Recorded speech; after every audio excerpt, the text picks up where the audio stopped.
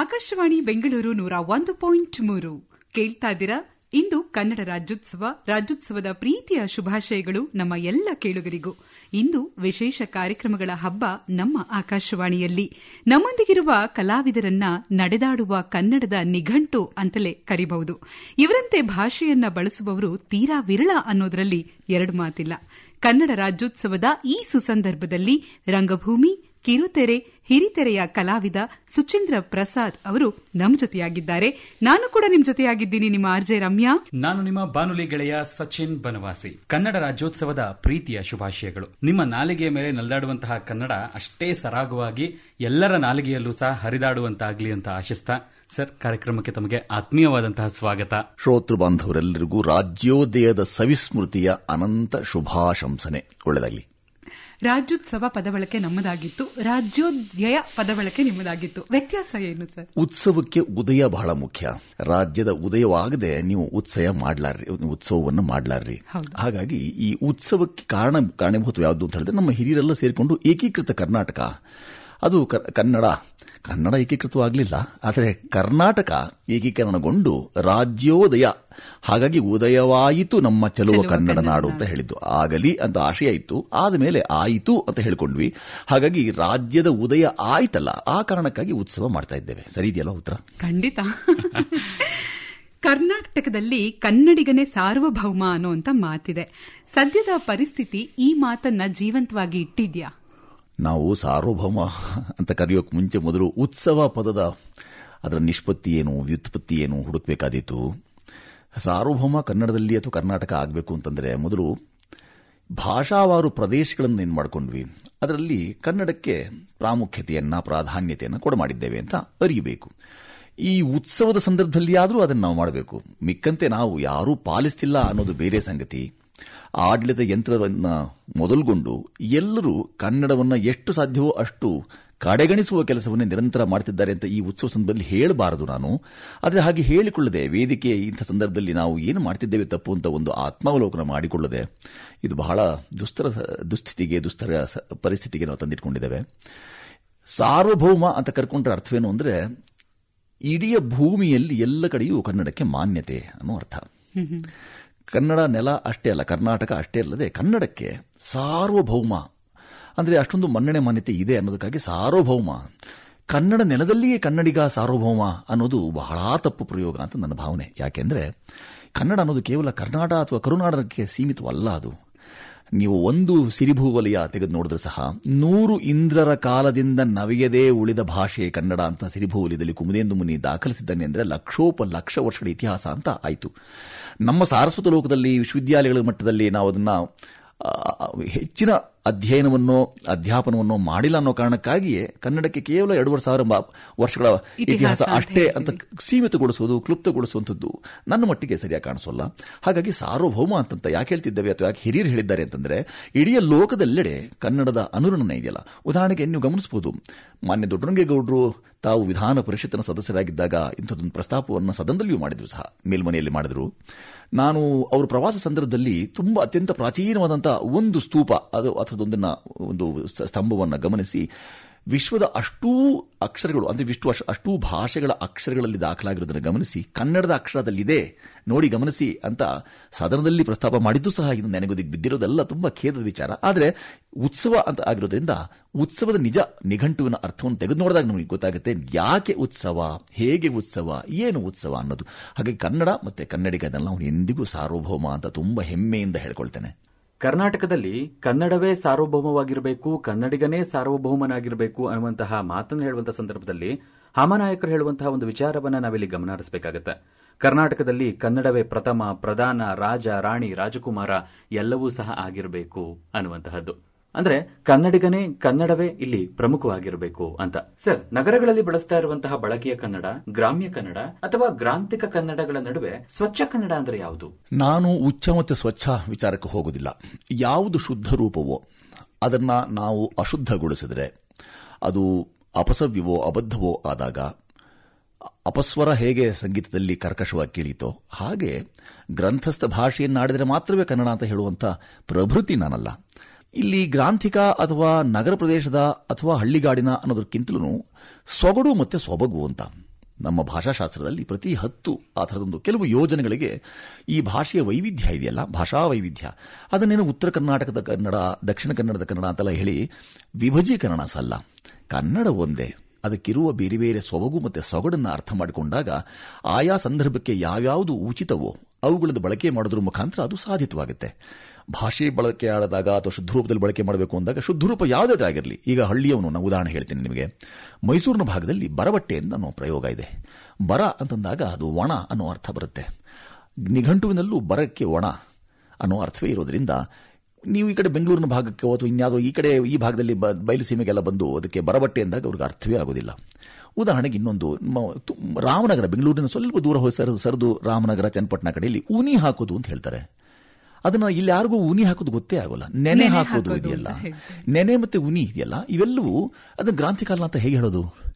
ಹಾಗಾಗಿ ಯಾವುದು ಗ್ರಾಂಥಿಕ ಗ್ರಂಥಸ್ಥವಲ್ಲದನ್ನ ನಾವು ಆಡುಲಿ ಅಂತ ಪಕ್ಕಕ್ಕೆ ಇಡೋಕ್ಕೂ ಆಗೋಲ್ಲ. ಆಡುಲಿಯನ್ನ ಅದು ಅದರ ಶುದ್ಧ ರೂಪ ಬಿಟ್ಟು ಅಕಾರ ಹಕಾರಗಳ ದೋಷೊಟ್ಟಿಗೆ ಅಥವಾ ಅಲ್ಪಪ್ರಾಣ ಮಹಾಪ್ರಾಣಗಳ ದೋಷೊಟ್ಟಿಗೆ ಅಕ್ಕಿ ಆರಿತು, ಹಕ್ಕಿ ಒಡೆದನು ಹೀಗೆಲ್ಲ ಹೇಳೋದ್ರ ಮುಖಾಂತರ ಹೇಗೆ ಅಪಸವ್ಯವೋ ಅಪಭ್ರಂಶವೋ ಅದಾದೀತೋ ಅದನ್ನು ಗಮನಿಸಿಕೊಂಡು ಯಾರು ಪ್ರಬುದ್ಧರು, ಸಾರಸ್ವತ ಲೋಕದವರು ಅಥವಾ ಯಾರು ದಿಗ್ಗಜರಿದ್ದಾರೆ ಅಂಥವರು ಆಡಿದ ಭಾಷೆಯೇ ಕನ್ನಡ ಅಂತ ಯಾರು ಹೇಳೋಕೆ ಹೊರಟಿಲ್ಲ. ಆದರೆ ಆಯಾ ಸಂದರ್ಭಕ್ಕೆ ಆ ಸಂದರ್ಭೋಚಿತವಾದಂಥ, ಸಂದರ್ಭಕ್ಕನುಸಾರವಾದಂಥ ಈ ಬಗೆಯ ಎಲ್ಲ ಸೊಗಸು, ಸೊಬಗು, ಸೊಗಡು ಇವುಗಳನ್ನು ಒಟ್ಟಿಗೆ ಅದನ್ನು ಪ್ರಯೋಗ ಮಾಡಿದಾಗ ಸಹಜವಾಗಿ ಅಂಥ ಪ್ರಯತ್ನಗಳು ನಿಷ್ಫಲ ಯತ್ನ ಆಗೋದಿಲ್ಲ. ಈ ತರ ಅನುಭವ ಖಂಡಿತ ಆಗಿದೆ ಸರ್. ಯಾಕೆಂತಂದ್ರೆ ನಾವು ಊರಿಂದ ಬಂದಾಗ ಇಲ್ಲಿ ಬಂದು ಒಳ್ಳೆಣ್ಣೆ ಕೊಡು ಅಂತಂದ್ರೆ ಹಳ್ಳೆಣ್ಣೆ ಹಾಕೊಟ್ಬಿಟ್ಟಿದ್ರು.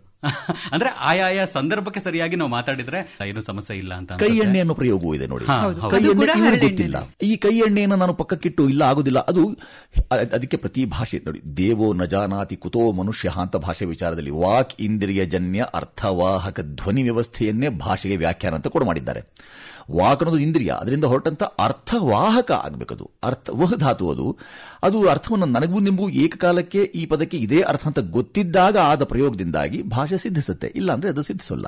ಅಂದ್ರೆ ಒಟ್ಟಾರೆಯಾಗಿ ಹೇಳಬೇಕು ಅಂತಂದ್ರೆ ಈ ರೀತಿಯಾಗಿ ಏನಾದ್ರು ವರ್ಗೀಕರಣ ಮಾಡಿದ್ರೆ, ಧಾರವಾಡ ಕನ್ನಡ, ಶಿವಮೊಗ್ಗ ಕನ್ನಡ, ಮಂಗಳೂರು ಕನ್ನಡ ಅಂತ ಮಾಡಿದಾಗ ಎಲ್ಲೋ ಕನ್ನಡಿಗರನ್ನು ವರ್ಗೀಕರಣ ಮಾಡ್ತಾ ಇದೀವಿ, ವಿಭಾಗ ಮಾಡ್ತಾ ಇದೀವಿ ಅಂತ ಅನ್ಸುತ್ತೆ ಸರ್ ತಮಗೆ? ಸಹಜವಾಗಿ ವರ್ಗೀಕರಣ, ವಿಭಜೀಕರಣ ಸಲ್ಲ ಅಂತ ನಾನು ನನ್ನ ಮಾತಿನಲ್ಲಿ ಆಗಿಂದ ಹೇಳ್ತಾ ಇದ್ದೀನಿ. ಯಾವುದೇ ವಿಭಜನೆ ನಿಮಗೆ ಲಾಭವನ್ನು ತಂದು ಕೊಡೋದಿಲ್ಲ. ಯಾವುದೇ ವಿಭಜನೆ, ಮನೆಯಲ್ಲಿ ಹಿರಿಯರು ನಿಮಗೊಂದು ಮನೆ ಕಟ್ಕೊಟ್ಟಿರ್ತಾರೆ, ಇಬ್ಬರು ಮಕ್ಕಳಿದ್ದೀರಿ ನೀವು ಅಂತ ಆಚೀಚೆ ಅಂತ ಅದನ್ನು ವಿಭಜೀಕರಣ ಮಾಡಿದಾಗ ಹೇಗೆ ನಿಮಗೆ ನೋವಾಗಬಹುದು ಅಥವಾ ಹೇಗೆ ಅದು ವಿರೂಪಗೊಳ್ಳುತ್ತೋ ಹಾಗೆ ಅದರಲ್ಲೂ ನಾವು ಆಡುವ ಭಾಷೆ, ನಾವು ಆಡುವಲ್ಲಿ ನಮ್ಮ ಆಡುಲಿ ಅಂತ ಏನು ಕರಿತಿದ್ದೀವಲ್ಲ, ಅದು ಬಾನುಲಿಯಲ್ಲಿ ಇದಾಗ್ತಾ ಇದೆ, ಪ್ರಸಾರ ಆಗ್ತಾ ಇದೆ ಅಂತ ಹೇಳಿದಾಗ ಪ್ರಸಾರದಲ್ಲಿ ಸಾರ ಇದೆ ಅನ್ನೋದನ್ನು ಮರಿಬಾರದು ನಾವು. ಯಾವುದೇ ಭಾಷೆಯಲ್ಲಿ ಸಾರ ಸಂಗ್ರಹ ಭಾಷೆ. ಆ ಥರದ ಸಂಗ್ರಹ ರೂಪದಲ್ಲಿ ಇತರರಿಗೂ ಅರ್ಥವಾಗಿಸುವ, ಅರ್ಥ ಮಾಡಿಕೊಳ್ಳುವ ಮತ್ತೆ ಔಚಿತ್ಯಪೂರ್ಣ ಯಾವುದು, ರಸಪೂರ್ಣ ಯಾವುದು, ಔಚಿತ್ಯಪೂರ್ಣ ಯಾವುದು, ಧ್ವನಿಪೂರ್ಣ ಯಾವುದು, ಅದು ಸಹಜವಾಗಿ ಒಂದು ಭಾಷಾರೂಪ ಪಡೆದು ಇತರರಿಗೆ ಅದು ಅನುಕೂಲವಾಗಿ ಪ್ರಯೋಜನಕಾರಿಯಾಗಿ ಸಿಗುತ್ತೆ. ಸೊ ಈ ವಿಭಜನೆ ಆಗಬಾರದು ಅನ್ನೋ ಕಾರಣಕ್ಕೆ ನಾವು ಏಕೀಕರಣ ಮಾಡ್ಕೊಂಡಿದ್ದು. ವಿಭಜನೆ ಮಾತು ಬೇಡ ಅನ್ಸುತ್ತಲ್ವಾ? ವಿಭಜನೆಯಲ್ಲಿ ಭಜನೆ ಇದೆ. ಭಜನೆ ನಿಜವಾಗಿಯೂ ಮನಸ್ಸಿಗೆ ತುಂಬಾ ಪ್ರಫುಲ್ಲ, ಮನಸ್ಸನ್ನು ನಿಜವಾಗಿ ನಿರ್ಮಲ ಭಾವ, ನಿರಾಳ ಭಾವ ತಂದುಕೊಡುವಂಥದ್ದು.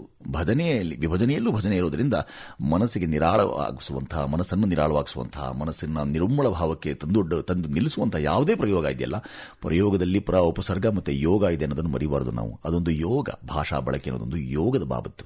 ಸೊ ನಿಮ್ಮ ಭಾಷಾ ಬಳಕೆ ನಮ್ಮಲ್ಲೊಂದು ಯೋಗವನ್ನ ಸಿದ್ಧಿಸುವಂತೆ ಮಾಡ್ತಾ ಇದೆ. ನನಗೆ ಮಾತ್ರ ಅಲ್ಲ, ನಮ್ಮ ಕೇಳುಗರಿಗೂ ಕೂಡ. ಸೊ ಈ ಹೊತ್ತಿನಲ್ಲಿ ಒಂದು ಸಣ್ಣ ವಿರಾಮ ತಗೊಂಡು ಮತ್ತೆ ನಮ್ಮ ಮಾತುಕತೆ ಮುಂದುವರಿಸೋಣ. ನಮ್ಮ ಜೊತೆಯಾಗಿದ್ದಾರೆ ರಂಗಭೂಮಿ, ಕಿರುತೆರೆ, ಹಿರಿತೆರೆಯ ಹಿರಿಯ ಕಲಾವಿದರಾದಂತಹ ಸುಚೇಂದ್ರ ಪ್ರಸಾದ್ ಅವರು. ಅವರೊಟ್ಟಿಗಿನ ಮಾತುಕತೆ ಮುಂದುವರಿಯುತ್ತೆ. ಕೇಳ್ತಾ ಇರಿ ಆಕಾಶವಾಣಿ ಬೆಂಗಳೂರು 101.3 FM. ರಾಜ್ಯೋತ್ಸವ ಪ್ರಯುಕ್ತ ವಿಶೇಷ ಕಾರ್ಯಕ್ರಮ ಕೇಳ್ತಾ ಇದ್ದೀರಾ. ಕಲಾವಿದರಾದಂತಹ ಸುಚೇಂದ್ರ ಪ್ರಸಾದ್ ಅವರು ನಮ್ಮ ಜೊತೆ ಆಗಿದ್ದಾರೆ. ಮಾತು ಮುಂದುವರಿಸೋಣ. ಸರ್, ಬಳಕೆಯಿಂದಲೇ ಭಾಷೆ ಬೆಳೆಯುವಂತದ್ದು ಅಂತ ಇದೆ. ಅದಕ್ಕೆ ನೀವೇ ನಿದರ್ಶನರಾಗಿ ನಮ್ಮ ಮುಂದೆ ಇದ್ದೀರಿ ಕೂಡ. ಆದರೆ ಕನ್ನಡಿಗರೇ ಕನ್ನಡ ಬಳಕೆಗೆ ಹಿಂದೇಟು ಹಾಕ್ತಾ ಇದ್ದಾರೆ ಅನ್ನೋದನ್ನ ನೋಡಿದಾಗ ಎಲ್ಲೋ ಒಂದು ಕಡೆ ಇದು ಶೋಚನೀಯ ಸಂಗತಿ ಅಂತ ಅನ್ಸತ್ತಲ್ವಾ? ಬಳಕೆಯಲ್ಲಿ ಮಧ್ಯದಲ್ಲಿ ಒಂದು ಲಕಾರ ತೆಗೆದು ರೇ ಬಂದ್ಬಿಟ್ಟು ಕೊನೆಗೆ ಬೆರಕೆ ಆಗಿ ಬೆರಕೆಯಿಂದಾಗ ಆದಂತಹ ಅವಘಡ ಅದು. ನಾವು ಆಗಲೇ ಮಾತಾಡ್ಕೊಂಡು ಹಾಗೆ ಮಿಶ್ರ ತಳಿ ಒಳ್ಳೆಯದಲ್ಲ. ಯಾವುದಾದ್ರು ಒಂದು ತಳಿಗೆ ನಾವು ಆತುಕೊಳ್ಳುವಂಥದ್ದು, ಯಾವುದಾದ್ರು ಒಂದಕ್ಕೆ ನಾವು ಸನ್ನಿಹಿತವಾಗಿರುವಂಥದ್ದು, ಅದಕ್ಕೆ ಅಂಥ ಕೆಲಸಗಳನ್ನು ಅಥವಾ ಅಂಥ ಪ್ರಯೋಗವನ್ನೇ ಮಾಡೋದು ನಿಜವಾಗಿಯೂ ಒಳ್ಳೆಯದು. ಬಳಕೆ ತಪ್ಪಿದರೆ, ನಾನು ಆಗಲೇ ಯಾವಾಗಲೂ ಹೇಳ್ಕೊಳ್ಳೋ ಮಾತೇನು ಅಂತ ಹೇಳಿದ್ರೆ, ಭಾಷೆ ಸಾಯೋಲ್ಲ, ಭಾಷೆಯನ್ನಾಡುವವ ಸತ್ತಾನು. ಕನ್ನಡಿಗ ಸತ್ತಾನೆ ಹೊರತು ಕನ್ನಡ ಸಾಯೋಲ್ಲ.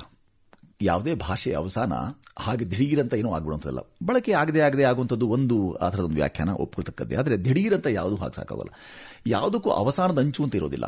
ನಾವೇ ಅದನ್ನು ಕತ್ತು ಹಿಸುಕಿ, ಯಾಕೆ ಯಾವಾಗಲೂ ಕನ್ನಡಾಭಿಮಾನ ಮೂಡಿಸ್ಕೊಳ್ಳಿ, ಎಲ್ಲುಂಟು ಅಭಿಮಾನವು ಅಂತ ದೊಡ್ಡವರು ನಮಗೆ ಹೇಳಿದ್ದೆ ಯಾವ ಕಾರಣಕ್ಕೆ ಅಂತ. ಈ ಕಾರಣಕ್ಕೆ ತೇದು ಬಿಡಿ ಕನ್ನಡವನ್ನು, ಆಚೀಚೆ ಸಮುದ್ರಗಳಿವೆ ಚೆಲ್ಲಿ ಬಿಡಿ ಅಂತ ನೊಂದು ಹೇಳಿದ್ರು ನಮ್ಮ ಹಿರಿಯರು.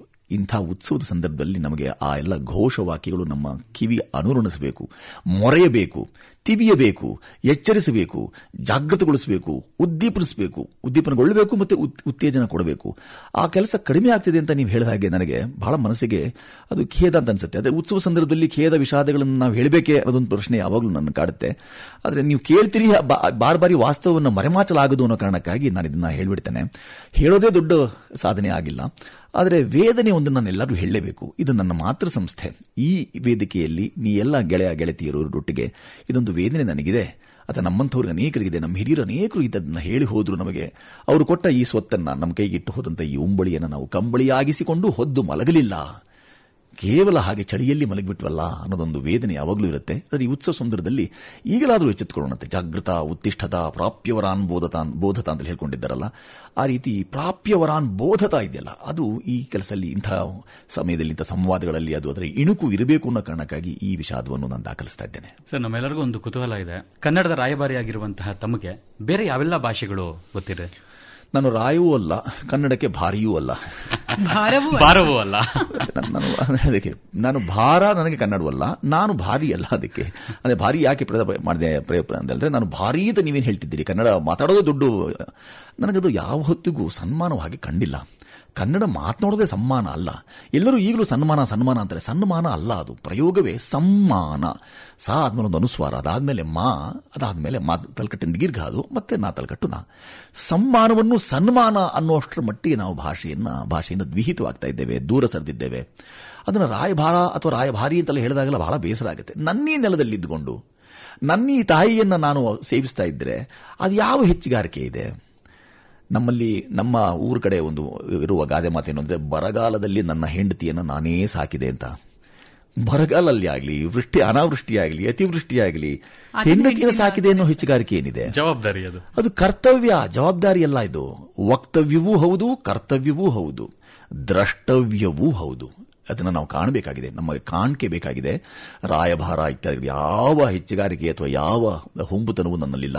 ನನ್ನಷ್ಟಕ್ಕೆ ನಾನೇ, ನನ್ನ ತಾಯಿ ಈ ಕನ್ನಡ ಸೇವೆ, ನನ್ನ ತಾಯಿ ಕನ್ನಡ ಮಾತೆ, ಇಲ್ಲಿ ನನಗೆ ಆಶ್ರಯ ಸಿಕ್ಕಿದೆ, ನನಗೆ ಇವರು ಆಶ್ರಯದಾತೆಯಿಕೆ ಅನ್ನ ಹಾಕಿದ್ದಾಳೆ, ನನ್ನ ಪೊರೆದಿದ್ದಾಳೆ. ಈ ತಾಯಿಗೆ ನಿಷ್ಠೆ ನಾನು ತೋರದೆ ಹೋದರೆ ಇನ್ಯಾರು ತೋರಿಸಿ ಯಾರು? ಇದನ್ನೇ ಯಾವಾಗಲೂ ದೊಡ್ಡವರು ಹೇಳಿದ್ದು. ಬಹಳ ಮುತುವರ್ಜಿಯಿಂದ ಎಲ್ಲ ತುಂಬ ಎಚ್ಚರಿಕೆಯಿಂದ ಹೇಳಿದ್ದಾರೆ ಅವರು. ಬಳಸ್ತೇನೆ ಅಂತಂದು ಕೂಡಲೇ ಅದನ್ನು ಬೆಳೆಸ್ತೇನೆ ಅನ್ನೋ ಹುಂಬುತನ ಬೇಡ. ಬಳಸಿದ ಕೂಡಲೇ ಅದು ಬೆಳೆದು ಬಿಡೋಲ್ಲ. ಅದಕ್ಕೆ ಇನ್ನೂ ಮಾಡಬೇಕಾದಂಥ ಅನೇಕ ಸಂಸ್ಕಾರಗಳಿವೆ. ಆ ಎಲ್ಲ ಸಂಸ್ಕಾರಗಳನ್ನು ಕೊಟ್ಟಾಗ ಮಾತ್ರವೇ ಭಾಷೆಗೆ ಇಂಬು. ಅದು ಹಾಗೆ ಇಂಬು ಅದಕ್ಕೆ ಸಿಗದೆ ಹೋಯಿತು ಅಂತಂದರೆ ಕೊಂಬಿಲ್ಲ. ಅದಕ್ಕೆ ಯಾವುದೇ ಭಾಷೆ ಕೊಂಬಿನ ಒಟ್ಟಿಗೆ ಬರೋದಿಲ್ಲ. ಎಲ್ಲ ಸಹೋದರ ಭಾಷೆಗಳು ನೀವು ಕೇಳಿದ್ರೆ ಯಾವ ಭಾಷೆ ಬರುತ್ತೆ ಅಂತ, ಯಾವ ನೆಲದಲ್ಲಿ ಹೋಗ್ತೀವೋ ಆ ಭಾಷೆಗೆ ಅಭಿವ್ಯಕ್ತಿ ಸಂವಹನಕ್ಕಾಗಿನ ಪ್ರಬಲ ವೇದಿಕೆ ಅಥವಾ ಸಾಧನವೇ ಭಾಷೆ. ಅಲ್ಲಲ್ಲಿಗೆ ಬೇಕಾದಷ್ಟನ್ನು ಇಷ್ಟು ಬೇಕೋ ಅಷ್ಟನ್ನು ಅರಿತಿದ್ರೆ ಮಾತ್ರವೇ ನೀವು ಲೋಕ ಸಂಚಾರವನ್ನು ಮಾಡ್ತೀರಿ. ಲೋಕ ಸಂಚಾರ ಮಾಡಿದ್ರೆ ಲೋಕ ಸಂಗ್ರಹ ಆಗುತ್ತೆ. ಅನ್ಯಗ್ರಹವಾಸಿಗಳಿಗೆ ಇಲ್ಲಿ ಬಂದು ಈ ಭಾಷೆಯನ್ನು ಆಡುವಂದ್ರೆ ಹೇಗೆ ಸಾಧ್ಯವಾಗಲ್ವೋ? ನಾವೆಲ್ಲ ಇದೆ ಒಂದು ವಿವಿಧತೆಯಲ್ಲಿ ಏಕತೆ, ಐಕ್ಯ ಒಂದೇ ಮಂತ್ರ, ಐಕ್ಯದಿಂದಲೇ ಸ್ವಾತಂತ್ರ್ಯ ಅಂತೆಲ್ಲ ನಾವು ಹೇಳ್ಕೊಂಡಿದ್ದೇವೆ. ಮೌಢ್ಯ ಮುರಿಯುವ ಬನ್ನಿ ಅಂತ ಹೇಳಿದ್ರೆ ಭಾಷೆ ವಿಚಾರದಲ್ಲೂ ಮೌಢ್ಯ ಮುರಿಬೇಕೇನೋ. ಕೈಯಾರ ಕಿಂಗನೆರೆಗಳು ಅದೆಷ್ಟು ಚಂದ ಹೇಳಿದ್ರು ಅವರು. ಆ ಎಲ್ಲ ಐಕ್ಯತೆ ಸಾಧನೆಗೋಸ್ಕರ ನೆರೆಯ ಸಹೋದರ ಭಾಷೆಗಳ ಅಥವಾ ಒಂದು ಭೂಭಾಗದ ಅಥವಾ ಇನ್ಯಾವುದೇ ಭೂಭಾಗಕ್ಕೆ ಹೋದ್ರೂ ಬಹಳ ಬೇಗ ಸಂವಹನಕ್ಕಾಗಿ ಬೇಕಾಗಿರುವಂತಹ ಒಂದಷ್ಟು ಶುದ್ಧ ರೂಪದ ಕಲಿಕೆ ಇದೆಯಲ್ಲ, ಅದು ಎಂದಿಗೂ ನಿಮಗೆ ಚೇತೋಹಾರಿಯಾಗಿ ಇತರರಿಗೂ ಅದು ಸಂವಹನ ಸಾಧನಕ್ಕೆ ಅನುಕೂಲಕರವಾಗಿ ಸಿಕ್ಬಿಡುತ್ತೆ. ಇಲ್ಲಾಂತಂದ್ರೆ ಪ್ರಯೋಜನಕಾರಿ ಆಗೋದಿಲ್ಲ. ನಾವು ನಿಷ್ಫಲ ಯತ್ನವನ್ನು ಮಾಡೋದಕ್ಕಿಂತಲೂ ಯಾವುದು ಸತ್ಫಲ ಕೊಡುತ್ತೋ ಅಂಥ ಯತ್ನಗಳನ್ನು ಮಾಡೋದೇ ಒಳ್ಳೆಯದು. ಭಾಷೆ ಅನ್ನೋದು ಕೇವಲ ಸಂವಹನ ಮಾಧ್ಯಮ ಮಾತ್ರ ಅಲ್ಲ, ಅದೊಂದು ಸಮಾಜದ ಪ್ರಗತಿಗೂ ಕೂಡ ಸಾಧನ ಆಗತ್ತಾ? ವಿವಾದಗಳಿವೆ, ಅದರ ಬಗ್ಗೆ ತುಂಬಾ ವಾದ ಮಾಡಬಹುದು. ಅದು ಸಮಾಜದ ಪ್ರಗತಿಗಾಗುತ್ತೋ? ಪ್ರಗತಿಯಲ್ಲೂ ಗತಿ ಇದೆ. ಗತಿ ಅಂದರೆ ವೇಗ. ದುರ್ಗತಿ, ಪ್ರಗತಿ ಎಲ್ಲಕ್ಕೂ ಗತಿ ಬೇಕು, ಮತ್ತೆ ಬೇಕೇ ಬೇಕು. ಪ್ರಗತಿಗೋಸ್ಕರ ಕೇವಲ ಭಾಷೆಯ ಸಹಕಾರಿ ಅಂತ ಹೇಳೋದಿಲ್ಲ, ಭಾಷೆಯೊಟ್ಟಿಗೆ ಬರಬಹುದಾದ ಅನೇಕ ಸಂಗತಿಗಳಿವೆಯಲ್ಲ, ಆ ಎಲ್ಲ ಸಂಗತಿಗಳ ಒಟ್ಟಿಗಿನ ಪ್ರಯಾಣ ಇದೆಯಲ್ಲ, ಅಂದ್ರೆ ಅದಕ್ಕೊಂದು ಪರಂಪರೆ, ಪರಮವಾದನ್ನ ಪೊರೆದದ್ದು ಪರಂಪರೆ ಅಂತ ಅನ್ನೋದಾದ್ರೆ ಆ ಪರಂಪರೆಯನ್ನ ಇರಿಸಿಕೊಂಡು ನಮಗೆ ಸಿಕ್ಕ ಸಂಸ್ಕಾರಗಳನ್ನು ರೂಢಿಸಿಕೊಂಡು, ಒಂದು ಭಾಷೆ ಅಂದ್ರೆ ಕೇವಲ ಒಂದು ನಾಡು ಅಂದ್ರೆ ಕೇವಲ ಹೇಗೆ ಒಂದು ನಕ್ಷೆಯೋ ಬಾವುಟವೋ ಅಥವಾ ಭಾಷೆಯೋ ಅಷ್ಟಕ್ಕೆ ಸೀಮಿತವಾಗದೆ ಅದ್ರ ಜೊತೆಗೆ ಹರಿದಿರಬಹುದಂತ ಅನೇಕ ಸಂಗತಿಗಳಿವೆ. ಆ ಎಲ್ಲ ಸಂಗತಿಗಳನ್ನು ನಾವು ಮಾನ್ಯ ಮಾಡಬೇಕು, ನಮ್ಮದಾಗಿಸ್ಕೊಳ್ಬೇಕು, ಅದು ನಮಗೆ ಅಂತರ್ಗತವಾಗಬೇಕು, ರೂಢಿಗತವಾಗಬೇಕು, ಆಮೇಲೆ ಅನುಷ್ಠಾನಕ್ಕೆ ತರಬೇಕದನ್ನ. ಅನುಷ್ಠಾನಕ್ಕೆ ತಂದದ್ದು ಯಾವುದು ಬರುವ ತಲೆಮಾರುಗಳಿಗೆ ಪಥದರ್ಶಿಯಾಗಿ ಮಾದರಿಯಾಗಿ ಸ್ಥಾಪಿತವಾಗುತ್ತೆ. ಇಲ್ಲವಾದಲ್ಲಿ ಸ್ಥಾಪಿತದಲ್ಲಿ ಪಿತ ಇದೆ, ಮರಿಬಾರದು. ತಂದೆ, ಭಾಷೆ ಸಂವಹನಕ್ಕೆ ಒಬ್ಬ ತಂದೆಯಾಗಿ ಕೆಲಸ ಮಾಡೋದಾದ್ರೆ ತಾಯಿ ಬೇರು. ಆ ಬೇರಿಗೆ ಇಲ್ಲಿರುವಂತಹ ಅಷ್ಟು ಸಂಸ್ಕೃತಿ ವಿಕೃತಿಗಳನ್ನು ತೊಡೆದದ್ದೇ ಸಂಸ್ಕೃತಿ ಆಗೋದಾದ್ರೆ, ವಿಕೃತಿಯನ್ನು ತೊಡೆದದ್ದು ಸಂಸ್ಕೃತಿ ಆಗಬೇಕಾಗಿರುವಂತಹ ಅಷ್ಟು ಹಿಂದಿನ ಅಧ್ಯಯನ ನಮಗೆ ಬೇಕಾಗುತ್ತೆ. ನಮ್ಮ ಹಿರಿಯರು ನಾವು ಹೇಳ್ತಾ ಇದ್ರುವಂತಹ ಮೌಢ್ಯ, ತುಂಬಾ ಮೂಢರು ನಾವು ಆಗಬಾರ್ದು. ಅಪ್ಪ ಹಾಕಿದ ಆಲದ ಮರಕ್ಕೆ ನೇಣು ಹಾಕೊಳ್ಬಾರ್ದು ಅನ್ನೋ ಮಾತನ್ನು ನಮ್ಮ ಕಿವಿ ಮಾತಾ ಯಾವಾಗಲೂ ಹೇಳ್ತಿರ್ತಾರೆ. ಆದರೆ ಅಪ್ಪನನ್ನೇ ಮರೆತು ಆಲದ ಮರವನ್ನು ತ್ಯಜಿಸಿ ನೇಣು ಹಾಕೊಳ್ಳೋಕ್ಕೂ ಬೇಕಾದಂಥ ಆಲದ ಮರವೇ ಇಲ್ಲದ ಮೇಲೆ ಮತ್ತೆ ಇನ್ನೆಲ್ಲಿ ಹೋಗಿ ನೀವು ನಿಮ್ಮ ಕೊನೆಗಾಲವನ್ನು ಅಥವಾ ನಿಮ್ಮ ಆತ್ಮಹತ್ಯೆಯನ್ನು ಅಥವಾ ಆತ್ಮಾರ್ಪಣೆಯನ್ನು ಮಾಡಿಕೊಂಡಿರಿ? ಆತ್ಮಹತ್ಯೆ ಮಹಾಪಾಪ, ಒಳ್ಳೆಯದಲ್ಲ. ಕನ್ನಡದ ಭಾಷೆ ವಿಚಾರಕ್ಕೆ ಬಂದಾಗ ನಾವು ಭಾಷೆಯನ್ನು ಗಮನ ಮಾಡಿದರೆ ಅದು ಆತ್ಮಹತ್ಯೆಗೆ ಸಮ. ಸರ್, ನಿಮ್ಗೆ ಯಾವತ್ತಾದ್ರೂ ಅನ್ಸಿದ್ಯಾ ಬೋಧಕ ವೃತ್ತಿಯನ್ನ ಆಯ್ಕೆ ಮಾಡ್ಕೊಳ್ಬೇಕಾಗಿತ್ತು ಅಂತ, ಅಥವಾ ಆಸೆ ಇದ್ದಿದ್ರೆ ಈ ನಟನೆಯ ಮುಖಾಂತರ ಅದು ಈಡೇರಿದೆ ಅಂತ ಅನ್ಸುತ್ತೆ ನಮಗೆ? ಕೆಲವು ಅಪವಾದಗಳೊಟ್ಟಿಗೆ ಈಗಿನ ಸದ್ಯದ ಪರಿಸ್ಥಿತಿಯ ಬೋಧಕರನ್ನೆಲ್ಲ ಗಮನಿಸಿದಾಗ ನಾನು ಬಾರದೇ ಇರೋದೇ ಒಳ್ಳೆದು ಅಂತ ಅನಿಸುತ್ತೆ. ಅಂದ್ರೆ ತೆಳುವಾಗ್ತಾ ಹೋಗ್ತಾ ಇದೆ ನಮ್ಮ ಶಿಕ್ಷಣ, ಶಿಕ್ಷೆಗೆ ಸೀಮಿತವಾಗ್ತಾ ಇದೆ. ಬೋಧನೆ ಅನ್ನೋದು ಒಂದು ವೇದನೆಯಾಗಿ ರೋದನೆಯಾಗಿ ದಕ್ತಾ ಇದೆ. ಯಾರಾದರೂ ಭಾಷಣ ಮಾಡ್ತಾರೆ ಅಂದ್ರೆ ಮೊದಲು ಒಂದು ಸಭೆಗೆ ಸಭಾ ಮರ್ಯಾದೆ ಅಂತ ಕರೀತಾ ಇದ್ರು. ಈಗ ಸಭೆಗೆ ಬರುವವರಿಗೂ ಹೆಚ್ಚಿನ ಮರ್ಯಾದೆ ಇಲ್ಲದ ಕಾರಣ ಅಲ್ಲಿ ಹೋಗಿ ಉಪನ್ಯಾಸ ಆಗಲಿ, ಉಪ ಅಂದ್ರೆ ಹತ್ತಿರ ಅಂತ, ನ್ಯಾಸ ಅಂದ್ರೆ ವಿಶ್ವಸ್ತ ಅಂತ ಕರೀಬಹುದು. ವಿಶ್ವಾಸಕ್ಕೆ ಹತ್ತಿರವಿರುವುದು ಉಪನ್ಯಾಸ ಆಗುವುದಾದ್ರೆ ಇದು ವಿಶ್ವಾಸಕ್ಕೆ ಹತ್ತಿರವಿಲ್ಲಂತ ಯಾವುದೇ ಸಂಗತಿಯನ್ನ ಈ ಅಧ್ಯಯನವಿದ್ದರೆ ಮಾತ್ರ ಅಧ್ಯಾಪನ ಅನ್ನೋದೊಂದು ಮಾತಿದೆ ನಮ್ಮಲ್ಲಿ. ಒಬ್ಬ ಬೋಧಕ ಆಚಾರ್ಯನ ಎತ್ತರಕ್ಕೆ ಮಟ್ಟಕ್ಕೆ ಏರಬೇಕು ಅಂತಲೇ ನಮಗೆ ಸುಭಾಷಿತ ಹೇಳ್ಕೊಡುತ್ತೆ. ಅಂಥದ್ದು ಆಚಾರ್ಯನಾಗದವನು ಏನು ಬೋಧಿಸಿದರೇನು ಉಪಯೋಗ? ಹಾಗಾಗಿ ಬೋಧನೆಯಿಂದ ಏನೂ ಆಗೋಲ್ಲ, ಸಾಧನೆ ಆಗಬೇಕು. ಅಂದರೆ ಭಾಷಾ ಬಳಕೆಯಿಂದ ಹಿಡಿದು ಭಾಷೆಯನ್ನು ಅರಿಯುವ ಕೆಲಸವನ್ನೆಲ್ಲ ಮಾಡಿದಾಗ ಅಂಥ ಸಾಧನೆಯೊಟ್ಟಿಗೆ ಇತರರಿಗೆ ಅದು ಮಾದರಿಯಾಗುವಂಥ, ಅದಿತರರಿಗೆ ನಮೂನೆಯಾಗಿ ದಕ್ಕುವಂತಹ, ಪ್ರೇರಣೆಯಾಗುವಂಥ, ಪ್ರೇಷಣೆಯಾಗುವಂಥ ಕೆಲಸವನ್ನು ಮಾಡಿದಾಗ ಸಹಜವಾಗಿ ಯಾವುದೇ ಬೋಧನೆ ಅವರ ಎದೆಯಾಳಕ್ಕಿಳಿದೀತು. ಒಂದು ಕಡೆ ವಿದ್ಯಾರ್ಥಿಗಳಲ್ಲಿ ತಾಳ್ಮೆ ಆಗಿರ್ಬೋದು, ಸಹನೆ ಆಗಿರ್ಬೋದು, ಕಲಿಯುವಂತಹ ಶ್ರದ್ಧೆ, ಸೊ ಇದೆಲ್ಲ ಯಾರು ವ್ಯತ್ಯಾಸ ಕಾಣ್ತಾ ಇದೆಯಾ ಸರ್? ನಾವೆಲ್ಲ ನಿತ್ಯ ವಿದ್ಯಾರ್ಥಿಗಳು ಅನ್ನೋದನ್ನು ಮರೆತಿದ್ದೇವೆ. ಯಾರೂ ತಾವು ಬೋಧಕರು, ಉಪನ್ಯಾಸಕರು, ಪ್ರಾಚಾರ್ಯರು ಅಂತ ಭಾವಿಸಬೇಕಾಗಿಲ್ಲ. ಯಾಕೆಂದ್ರೆ ನಾ ಈಗಷ್ಟೇ ಹೇಳಿದ ಹಾಗೆ ಅಧ್ಯಯನವಿರದೆ ಅಧ್ಯಾಪನವಾಗಲಾರ್ದಾದ್ದರಿಂದ ನಾವು ಮೊದಲಿಂದಲೂ ಮಾಡುವಂಥ ಕೆಲಸವೇನು ಅಂತ ಹೇಳಿದ್ರೆ ನಾವೆಲ್ಲ ನಿತ್ಯ ಕಲಿಕಾ ವ್ರತಿಗಳು ಅನ್ಬೇಕು. ವ್ರತದ ಹಾಗೆ ಆಚರಣೆ ಆಗಬೇಕದು. ಕಲಿಕಾ ವ್ರತಿ ಅನ್ಬೇಕೇ ಹೊರತು ನಾನು ವಿದ್ಯಾರ್ಥಿ ಅನ್ಬಾರ್ದು. ವಿದ್ಯಾರ್ಥಿ ಅಂತ ಹೇಳಿ ವಿದ್ಯೆಯನ್ನು ಕೊಲ್ಲುವ ಅನ್ನೋ ಅರ್ಥವನ್ನೆಲ್ಲ ಹೊಮ್ಮಿಸ್ತೇವೆ ನಾವು. ವಿದ್ಯಾರ್ಥಿಗಳಲ್ಲ, ವಿದ್ಯಾರ್ಥಿ ದೆಸೆ ಅಷ್ಟೇ ನಮಗೆ. ಮಿಕ್ಕಾಗಿ ನಾವು ಅಧ್ಯಯನಶೀಲರಾಗಬೇಕು, ಕಲಿಕಾ ವ್ರತಿಗಳಾಗಿರಬೇಕು. ಮತ್ತೆ ನಿತ್ಯ ಕಲಿಕೆ, ಅದು ನಿತ್ಯ ವಿದ್ಯಾರ್ಥಿ ದೆಸೆ ನಮಗೆ. ಯಾರೂ ಅದಕ್ಕೆ ಹೊರತಲ್ಲ, ಎಲ್ಲರಿಗೂ ಅದು ಅಧ್ಯಯನ ಸಂಪೂರ್ಣ. ನಹಿ ಸರ್ವ ಸರ್ವಂ ಜಾನಾತಿ ಅಂತ, ಎಲ್ಲರಿಗೂ ಎಲ್ಲವೂ ತಿಳಿದಿರೋಕೆ ಸಾಧ್ಯವೇ ಇಲ್ಲ ಅನ್ನೋದೊಂದು ಮಾತಿದೆ. ಆ ಹಿನ್ನೆಲೆಯಲ್ಲಿ ಗಮನಿಸ್ಕೊಂಡು ನೋಡಿದಾಗ ತಾಳ್ಮೆ ಸಂಯಮಗಳು ಇಲ್ಲ ಅಂತ ಹೇಳಿದ್ರೆ ಅದಕ್ಕೆ ಕಾರಣೀಭೂತರು ಅವರಲ್ಲ, ನಾವು ಹಿರಿಯರಾಗ್ತೇವೆ. ನಮ್ಮ ಹಿರಿಯರಿಂದ ನಾವು ಪಡೆಯದೇ ಹೋದದನ್ನು ನಮ್ಮ ಹಿರಿಯರ ಮೇಲೆ ಅವ್ರು ಕೊಡಲಿಲ್ಲ ಅಂತ ದೂಷಿಸೋದು ಒಳ್ಳೆಯದಲ್ಲ. ನಮಗೆ ಬೇಕಾದ, ನಾವು ರೂಢಿಸ್ಕೊಳ್ಬೇಕಾದ ತಾಳ್ಮೆ, ನಾವು ನಮ್ಮಲ್ಲಿ ರೂಢಿಸ್ಕೊಳ್ಳದೆ ಹೋದಂಥ ಸಂಯಮ ಇದೆಯಲ್ಲ, ಅದು ಯಮದ ಹಾಗೆ ಕಾಡ್ತಾ ಇದೆ ನಮ್ಮನ್ನ. ಈ ಕಲಿಕೆ ಭ್ರೂಣದಿಂದ ಸಮಾಧಿಯವರೆಗೆ ಅಂತ ಹೇಳ್ತಾರೆ. ಸೊ ಕಲಿಕೆ ಭ್ರೂಣದಿಂದ ಸಮಾಧಿಯವರೆಗೆ ಇಲ್ಲಿ ಮಧ್ಯೆ ಏನೋ ಕಟ್ಟಾಗ್ಬಿಟ್ಟಿದೆ ಅನ್ನೋ ಏನೂ ಇಲ್ಲ. ಚಿಂತಾನಾಂ ಚಿದಾನಾಂ ಬಿಂದು ಮಾತ್ರ ವಿಶಿಷ್ಯತೆ ಅನ್ನೋ ಹಾಗೆ ಚಿಂತೆಗೂ ಚಿತೆಗೂ ನಡುವಿರೋದು ಒಂದೇ ಅನುಸ್ವಾರ. ಆ ಅನುಸ್ವಾರದಲ್ಲಿ ಒಂದು ಸ್ವಲ್ಪ ಹ್ರಸ್ವ ಮಾಡಿದ್ರು ಸ್ವರ ಇದೆ. ಆ ಸ್ವರ ಅದು ಉತ್ಕೃಷ್ಟವಾದ್ದು, ಉಚ್ಛಾಯ ಸ್ಥಿತಿಗೆ ಏರಿದ್ದು ಆಗ್ಬಿಡ್ತು ಅಂತಂದ್ರೆ ಸಹಜವಾಗಿ ಭಾಷೆ ಅಥವಾ ಭಾಷೆಗೆ ಆತುಕೊಂಡವರೆಲ್ಲರೂ ಉದ್ಧಾರ ಆಗ್ಬಿಡ್ತಾರೆ. ನಾವು ಉಳಿದಾರವನ್ನೇ ತ್ಯಜಿಸಿದವರು ಉದ್ಧಾರ ಎಲ್ಲಿ ಆದೆವು? ಸರ್, ಈಗ ಹೇಳ್ತಾ ಇದ್ರಿ ಭಾಷೆಯನ್ನ ನಾವು ಬಳಸೋದ್ರ ಜೊತೆಗೆ ಹೆಚ್ಚು ಕಲಿಕೆಗೆ ನಾವು ಕಲಿಕಾಶೀಲರಾಗಬೇಕು, ಅಧ್ಯಯನಶೀಲರಾಗಬೇಕು ಅಂತ ಹೇಳಿ ಈ ನಿಟ್ಟಿನಲ್ಲಿ ಮಾಧ್ಯಮಗಳ ಪಾತ್ರ ಕೂಡ ತುಂಬಾ ಹಿರಿದು ಅಂತ ಅನ್ಸತ್ತಲ್ವಾ? ಅನ್ನಿಸೋದೇನು, ಅದರ ಬಗ್ಗೆ ಇನ್ನೊಂದು 4-6 ತಾಸು ಮಾತನಾಡೋಷ್ಟು ಸರಕು ನಿಮಗೆ ಸಿಕ್ಬಿಡುತ್ತೆ. ಮಾಧ್ಯಮ ಅಂದ ಕೂಡಲೇ ಮಧ್ಯಮದ ಕೆಲಸ ಮಾಡಬಾರ್ದು ಅಂತ. ಮಧ್ಯಮ ಅಂತ ಹೇಳಿದ್ರೆ ಉತ್ತಮ, ಮಧ್ಯಮ, ಅಧಮ ಅಂತ. ಮಧ್ಯದ ಕೆಲಸವನ್ನು ಮಾಡಬಾರ್ದು, ಉತ್ತಮಿಕೆಯ ಕೆಲಸವನ್ನು ಮಾತ್ರ ಮಾಡಬೇಕು ಮಾಧ್ಯಮ. ಆಗ ದೀರ್ಘ ಮಾಡದಂಥ ಇದೆಯಲ್ಲ, ಅದಕ್ಕೆ ಮಾಧ್ಯಮದ ಹೆಚ್ಚುಗಾರಿಕೆ ಶ್ರೇಯ ದಕ್ಕೀತು. ಇಲ್ಲವಾದಲ್ಲಿ ಮಧ್ಯಮದ ಕೆಲಸವನ್ನು ನಾವು ಮಾಧ್ಯಮವಾಗಿ ಮಾಡ್ತಾ ಇದ್ದೇವೆ. ಸಂತೆಯ ಹೊತ್ತಿನ 3 ಮೊಳದ ನೇಯ್ಗೆಗೆ ಮಾಧ್ಯಮ ಸೀಮಿತವಾಗಿಸಿಕೊಂಡಿದ್ದೇವೆ ಅಂತ ಯಾರು ಮಾಧ್ಯಮದ ನನ್ನೆಲ್ಲ ಮಿತ್ರರೇ ಹೇಳ್ತಾರೆ. ಇಲ್ಲೆಲ್ಲ ನಾವು ಮಾಡ್ತಿರೋದೇ ಕೇವಲ ಉದರಂಭರಣಕ್ಕೆ ಅಂತ. ಉದರಂಭರಣಕ್ಕೆ ಮಾಧ್ಯಮ ಅಲ್ಲ. ಎಷ್ಟೋ ಜನ ನಮ್ಮವರು ತುಂಬ ಬಡತನದಲ್ಲಿ ನಾನು ಕಂಡ ಎಲ್ಲ ಮಾಧ್ಯಮದ ಯಾರು ಶ್ರೇಷ್ಠರಿದ್ದಾರೆ, ಯಾರೆಲ್ಲರೂ ಈಗ ಪ್ರಾತಸ್ಮರಣೀಯರು ಇದ್ದರೆ, ಸಂಧ್ಯಾವಂದನೀಯರು ಇದ್ದರೆ, ತಮ್ಮ ಹೆಸರನ್ನ ಮಾಧ್ಯಮದಲ್ಲಿ ಹರಿಬಿಡದೆ ತೇಲಿಬಿಡದೆ ಆಗಂತುಕರಾಗಿ ಅಪರಿಚಿತರಾಗಿ ಉಳಿಯುವಂತಹ ಕೆಲಸ ಮಾಡಿದ್ದಾರೆ. ಆ ಎಲ್ಲ ಪುಣ್ಯಾತ್ಮಗಳಿಗೆ ನಾನು ವಂದನೆ ಸಲ್ಲಿಸಬೇಕು. ಯಾಕೆಂದರೆ ಅವರು ಬದುಕಿದ ರೀತಿ ಮತ್ತು ಈಗ ಆಗ್ತಿರೋ ರೀತಿ ಅಜ ಗಜ ವ್ಯತ್ಯಾಸ ಇದೆ. ಅದರಲ್ಲಿ ಗಜದ ವ್ಯತ್ಯಾಸ ಯಾಕೆ ಹೇಳ್ತೀನಿ ಅಂತಂದ್ರೆ, ಅಜ ಮತ್ತು ಗಜದಲ್ಲಿ ನಾವೇನು ಬೇರ್ಪಡಿಸಿ ಅದು ಪ್ರಾಣಿ ಇದು ಪ್ರಾಣಿ ಅಂತ ಅನ್ಕೊಂಡು ಸಮೀಕರಣ ಮಾಡ್ತಿದ್ದೀವಿ ಹೊರತು ಅದು ಗಾತ್ರದಲ್ಲಿ ಆಗಲಿ, ಮಾಡುವ ಕೆಲಸದಲ್ಲಿ ಆಗಲಿ, ಅಥವಾ ಅದಿರುವಂತಹ ಅವು ಒಟ್ಟಾರೆ ಕೊಡಬಹುದಾದಂತಹ ಅನುಭೂತಿಯಾಗಲಿ, ಇವ್ಯಾವುದಕ್ಕೂ ನಾವು ನಮ್ಮ ಮನಸ್ಸನ್ನು ಕೊಡಮಾಡಿಕೊಳ್ಳಿಲ್ಲ. ಹೀಗಾಗಿ ಮಾಧ್ಯಮ ಎಲ್ಲಿವರೆಗೆ ಸುಧಾರಿಸಲ್ವೋ ಅಲ್ಲಿವರೆಗೂ ನಮ್ಮ ಈ ಸಮಾಜದಲ್ಲಿ ಯಾವುದು ಕಸ, ಯಾವುದು ರಸ, ಯಾವುದು ರದ್ದಿ, ಯಾವುದು ಸುದ್ದಿ ಅಂತ ಗೊತ್ತಾಗದೆ ಮನುಷ್ಯ ಇಲ್ಲಿ ತಿಳಿಯದೆ ತಿರುಗಿ ಅಂತ ನಮ್ಮ ಕಂಬಾರರು ಹೇಳಿದಂಥ ಸಾಲಿದೆ. ನಾವು ಕೊಟ್ಟಿಗೆನೇ ಇಲ್ಲಿಂದ ಗೊತ್ತಿಲ್ಲ, ಹಾಗಾಗಿ ನಾವು ಎಲ್ಲಿಯೂ ಸುಮ್ಮನೆ ಓಡಾಡ್ತಾ ಇದ್ದೇವೆ, ಆಚೀಚೆ ಅಲ್ಲಾಡ್ತಿದ್ದೇವೆ ಹೊರತು ಕೊಟ್ಟಿಗೆಗೆ ಬಂದು ನಿಲ್ಲುವ ಆ ಸಂಪ್ರತಿ ಒಂದಿತ್ತಲ್ಲ, ಗೋಧೂಳಿಯಲ್ಲಿ ಮೇಯೋಕೆ ಅಂತ ಹೋದಂತಹ ನಮ್ಮೆಲ್ಲ ರಾಸುಗಳು ಬಂದು ಕೊಟ್ಟಿಗೆಯಲ್ಲಿ ತಮ್ಮ ಸ್ಥಾನಗಳಲ್ಲಿ ನಿಲ್ಲುವಂತಹ ಆ ಸಂಪ್ರತಿ ಅದೆಷ್ಟು ಪ್ರಾಣಿ ವರ್ಗದಲ್ಲಿ ಆಗಿರಬೇಕಾದಾಗ ಮನುಷ್ಯನು ಪ್ರಾಣಿಯೇ, ಆದರೆ ವಿವೇಕ ಇರುವಂಥ ಪ್ರಾಣಿ. ವಿವೇಕವನ್ನು ಕಳ್ಕೊಂಡು ನಾವು ಮಾಧ್ಯಮವಾಗಿ ವರ್ತಿಸ್ತಿರುವಂಥದ್ದು ಆ ಪ್ರವರ್ತನೆ ಇದೆಯಲ್ಲ, ಅದು ದುಂಡಾವರ್ತಿ ಅಂತ ನಾನು ಧೈರ್ಯವಾಗಿ ಹೇಳಬಲ್ಲೆ. ಸರ್, ಹಾಗಾದ್ರೆ ಇದಕ್ಕೆ ಸಿನಿಮಾ ರಂಗದ ಜವಾಬ್ದಾರಿ ಕೂಡ ದೊಡ್ಡದಿದೆ ಅಲ್ವಾ? ಮಾಧ್ಯಮ ಅಂದ್ರೆ ಸಿನಿಮಾ ಪ್ರತ್ಯೇಕಿಸಬೇಡಿ, ನೀವು ಎಲ್ಲರೂ ಸೇರ್ಕೊಳ್ತೇವೆ. ಮಾಧ್ಯಮ ಅಂದ್ಕೊಳ್ಳಿ, ಸಿನಿಮಾ ಪ್ರತ್ಯೇಕ, ಮಾಧ್ಯಮ ಪ್ರತ್ಯೇಕ ಅಂತಲ್ಲ.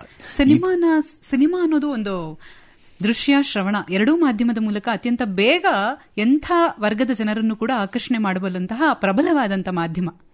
ಹಾಗಾಗಿ ಅದರ ಜವಾಬ್ದಾರಿ ಎಲ್ಲಾ ಮಾಧ್ಯಮಕ್ಕಿಂತ ಹೆಚ್ಚು ಅಂತ ಅನ್ಸಲ್ವಾ? ಇಲ್ಲ, ಮಾಧ್ಯಮದ ಜವಾಬ್ದಾರಿ ಹೆಚ್ಚು. ಯಾಕೆಂದ್ರೆ ಸಿನಿಮಾ ನೋಡೋರ ಸಂಖ್ಯೆ ಕಡಿಮೆ ಆಗಿರೋದ್ರಿಂದ ಸಿನಿಮಾ ಯಾರು ನೋಡೋಲ್ಲ. ಒಂದು ಹೇಳ್ಬೋದು ಸರ್, ಈ ಥಿಯೇಟರ್ಗೆ ಬರುವಂತಹ ಸಂಖ್ಯೆ ಕಡಿಮೆ ಆಗ್ತಿದೆ, ಮನೇಲಿ ಕುತ್ಕೊಂಡು ನೋಡೋಂಥವ್ರು ಜಾಸ್ತಿ ಆಗ್ತಿದ್ದಾರೆ ಅಂತ ಅನ್ಸುತ್ತೇನಪ್ಪ. ಅದೇ ಮಾಧ್ಯಮ ಅದಕ್ಕೆ ಹೇಳಿದೆ, ಮನ ಅಡುಗೆ ಕೋಣೆಯನ್ನು ಪ್ರವೇಶ ಮಾಡಿದಂಥ ಮಾಧ್ಯಮಗಳಿವೆಲ್ಲ ಅವುಗಳ ಜವಾಬ್ದಾರಿ ಈ ಕಾಲಘಟ್ಟದಲ್ಲಿ ಹೆಚ್ಚು ನನಗನ್ಸುತ್ತೆ. ಚಿತ್ರದವರು ಮಾಡಬಾರ್ದು ಅಂತ ಹಾಗಲ್ಲ ಅಂತಲ್ಲ, ಅವ್ರು ಎಂದಿಗೂ ಜವಾಬ್ದಾರಿ ಹೆಚ್ಚು ಮಾಡಬೇಕು. ಯಾಕಂದ್ರೆ ಏಕಕಾಲಕ್ಕೆ ಸತ್ಪರಿಣಾಮವನ್ನು ದುಷ್ಪರಿಣಾಮವನ್ನು ಬೀರಬಲ್ಲಂತಹ ಮಾಧ್ಯಮ ಚಿತ್ರರಂಗ ಆಗಿರೋದ್ರಿಂದ ಆತ ಚಿತ್ರರಂಗದಲ್ಲಿಯೂ ಸಹ ಪ್ರಯೋಗದ ಹೆಸರಿನಲ್ಲಿ ನಾವು ಮನಸೋ ಇಚ್ಛೆ ಸ್ವೇಚ್ಛಾಚಾರ ಮಾಡಿದಾಗ ಯಾರದೇ ರಂಗ, ಅದೊಂದು ಸಿನಿಮಾ ಅಲ್ಲಿ ಕಾಣ್ತೇವೆ, ಪ್ರಧಾನವಾಗಿ ಕಾಣ್ತಿರೋ ಕಾರಣಕ್ಕಾಗಿ ನಾವು ಬರೀ ಮಾಧ್ಯಮ ಮತ್ತೆ ಚಿತ್ರರಂಗ ಹೇಳಿಟ್ಕೋಬಹುದು.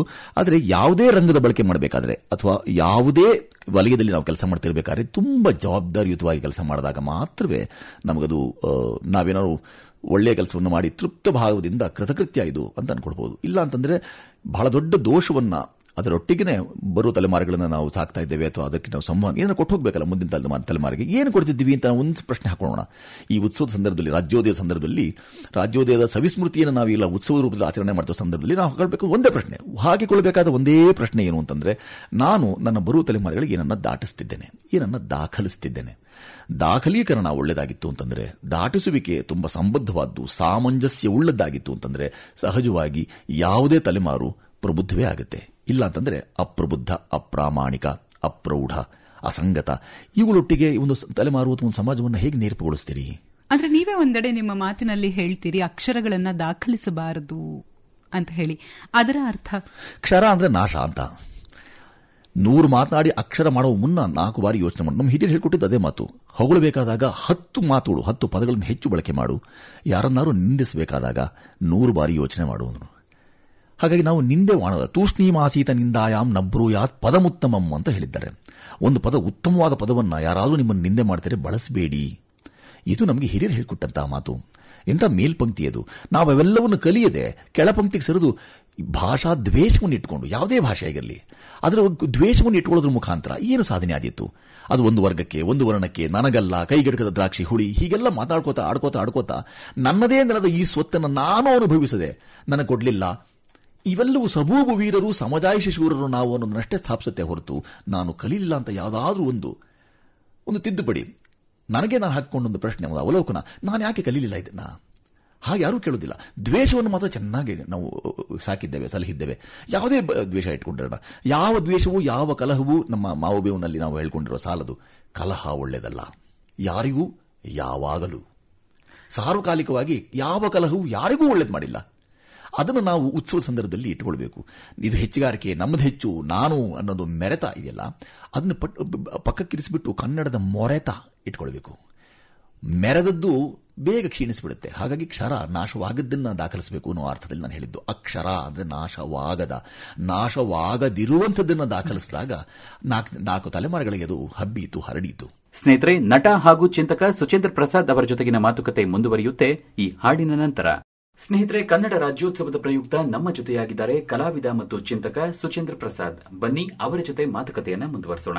ಸರ್, ನಿಮ್ಮ ಸಿನಿಮಾ ಯಾನದ ಬಗ್ಗೆ ಮಾತಾಡೋದಾದ್ರೆ, ಕಾನೂರು ಹೆಗ್ಗಡತಿಯಲ್ಲಿ ನೀವು ಹೂವಯ್ಯನಾಗದೆ ಹೋಗಿದ್ರೆ ಬಹುಶಃ ಚಿತ್ರರಂಗಕ್ಕೆ ನೀವು ಇಷ್ಟೊಂದು ಆತ್ಮೀಯರಾಗೋದಕ್ಕೆ ಸಾಧ್ಯ ಆಗ್ತಾ ಇರಲಿಲ್ಲ ಅಂತ ಯಾವತ್ತಾದ್ರೂ ಅನ್ಸಿದೆಯಾ ತಮಗೆ? ಈ ರಾಜ್ಯೋತ್ಸವದ ಸಂದರ್ಭದಲ್ಲಿ, ರಾಜ್ಯೋತ್ಸವ ಸವಿಸ್ಮೃತಿ ಆಚರಣೆ ಇದೆಯಲ್ಲ, ಆ ಸಂದರ್ಭದಲ್ಲಿ ನನ್ನನ್ನು ನೀವು ಕರೆದುಬಿಟ್ಟು ಮಾತ್ರ ಸಂಸ್ಥೆ, ನೀವು ಬರಬೇಕು, ನೀವು ಇಲ್ಲಿಯವರೇ ಅಂತ ಮಾತಾಡಿಸ್ತೀರಿ. ಹೀಗೊಮ್ಮೆ ಮಾತನಾಡಿಸದೆ ಹೋಗಿದ್ದಲ್ಲಿ ಏನು ಕಳ್ಕೊಳ್ತಿದ್ರಿ?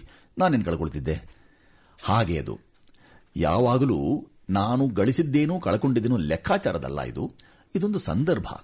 ನನಗಿದು ಸಮಯೋಚಿತವಾಗಿ ಅವರು ನನ್ನನ್ನು ತುಂಬ ಎಷ್ಟು ಪ್ರೀತಿಯಿಂದ ನನ್ನ ಎದುರುಗೊಂಡ್ರಿ, ಎಷ್ಟು ಚಂದ ನೀವು ನಾನು ಬಂದು ದ್ವಾರದಲ್ಲಿ ನನ್ನನ್ನು ಸ್ವಾಗತ ಮಾಡಿ, ಬನ್ನಿ ನಿಮ್ಮ ಮನೆಗೆ ನೀವು ಬಂದಿದ್ದೀರಿ ಅನ್ನೋ ಭಾವದಲ್ಲಿ ನನ್ನ ಒಳತಂದ್ರಿ.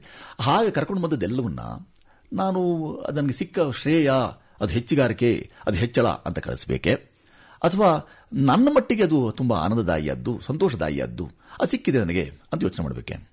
ಆ ರೀತಿ ಆನಂದದಾಯಿಯಾದಂಥ ಕ್ಷಣಗಳು ಕಾನೂರು ಕುವೆಂಪು ಮೇರು ಸಾರಸ್ವತ ಲೋಕದಲ್ಲಿ ಒಂದು ದೊಡ್ಡ ಹೆಸರು. ಅವರು ಬರೆದಂಥ ತುಂಬ ಉದ್ಗ್ರಂಥ ಒಂದು ಕಾದಂಬರಿ. ಆ ಕಾದಂಬರಿಯ ಕಾನೂರು ಸುಬ್ಬಮ್ಮ ಹೆಗ್ಗಡತಿಯಲ್ಲಿ ಅದರ ಪ್ರಧಾನ ಪಾತ್ರದಲ್ಲಿ ನನಗೆ ಒಂದು ಆ ತಂಡದಿಂದ ಬಂದಂಥ ಕಾರ್ಯ ನೀವು ಮಾಡಬಲ್ಲರಿ ಇದ್ರು ಅಂತ ನಮಗೆ ಹೊರಿಸಿದಂಥ ಜವಾಬ್ದಾರಿ, ಅವುಗಳನ್ನು ನನ್ನ ಕೈಲಾದ ಮಟ್ಟಿಗೆ, ಅಂದರೆ ಯಥಾಮತಿ ಅಂತ ಕರಿತೀವಿ ನಾವು, ಹಾಗೆ ಯಥಾಮತಿ ಯಥಾಶಕ್ತಿ ಅದನ್ನು ಮಾಡಲಾಯಿತು. ಅದು ನಮ್ಗೆ ಯಾವತ್ತೂ ಮನಸ್ಸಿನಲ್ಲಿ ಚಿರಸ್ಥಾಯಿಯಾಗಿ ಉಳ್ಕೊಳ್ಳುವಂಥದ್ದೇ ಅಲ್ವೇ? ಅದಕ್ಕೆ ಹೆಚ್ಚುಗಾರಿಕೆ ಅಂತಲೂ ಭಾವಿಸಲಾರೆ, ಅದರಿಂದಾಗಿಯೇ ಮತ್ತೇನಾದ್ರು ಒಳ್ಳೇದಾಯಿತು ಅಂತಲೂ ಹೇಳಲಾರೆ. ಅದು ಬಹಳ ಮುಖ್ಯ ನಮಗೆ. ನಮ್ಮ ಪಾಲಿಗೆ ಏನು ದಕ್ಕಿದಂಥದ್ದನ್ನು ನಾವು ಚಾಚೂ ತಪ್ಪದೆ, ಇದು ನನಗೆ ಸಿಕ್ಕಂತಹ ಬಹಳ ದೊಡ್ಡ ಅವಕಾಶ, ಸಾವಕಾಶ, ಅದನ್ನು ನಾವು ಬಳಸ್ತಾ, ಅದನ್ನು ಆನಂದಿಸ್ತಾ, ಬದುಕಿನಲ್ಲಿ ಏನೇನೋ ಸಿಗ್ತಾ ಹೋಗುತ್ತೆ ನಮಗೆ. ಅವೆಲ್ಲವನ್ನು ಆನಂದಿಸುವ, ಆಸ್ವಾದಿಸುವ ಕೆಲಸವನ್ನು ನಾವು ಮಾಡಬೇಕು. ಸ್ವಾದವೇ ಗೊತ್ತಿಲ್ಲದವರು ಆ ಕೆಲಸ ಮಾಡಲಾರರು. ನಿಮ್ಮ ಭಾಷೆ, ನಿಮ್ಮ ಮಾತು, ಇವುಗಳನ್ನೆಲ್ಲ ಕೇಳ್ತಾ ಇದ್ರೆ ಬಹುಶಃ ನನ್ನೊಟ್ಟಿಗೆ ನನ್ನ ಕೇಳುಗರಿಗೂ ಕೂಡ ಈ ಪ್ರಶ್ನೆ ಕಾಡ್ತಿರಬಹುದೇನೋ ಸರ್. ಎಷ್ಟು ಸಾಹಿತ್ಯ ಓದು ನಿಮ್ಮನ್ನ ಆವರಿಸಿಕೊಂಡಿದೆ? ಯಾವೆಲ್ಲ ಸಾಹಿತಿಗಳ ಪುಸ್ತಕಗಳನ್ನ ನೀವು ಹೆಚ್ಚು ಓದ್ತೀರಾ? ಇಂಥದ್ದೊಂದು ಪ್ರಶ್ನೆ ಎಲ್ಲರಿಗೂ ಕಾಡುತ್ತೆ. ಕುತೂಹಲಗಳಲ್ಲಿ ಎರಡು ಬಗೆಯ ಕುತೂಹಲ ಅಂತ ನಾವು ಯಾವಾಗಲೂ ಹೇಳೋದು. ಅಸಹಜ ಕುತೂಹಲ ಒಂದು, ಸಹಜ ಕುತೂಹಲ. ಯಾರು ಯಾವುದನ್ನ ಓದುತ್ತಾರೆ, ಯಾವುದು ಓದಿದ್ರಿಂದಾಗಿ ಅವರು ಸಾಹಿತ್ಯವೋ ಅಥವಾ ಅವರ ಭಾಷೆಯೋ ನೇರ್ಪುಗೊಂಡಿದೆ ಅಂತ ಹೇಳೋದು ಹುಂಬು ಯತ್ನ.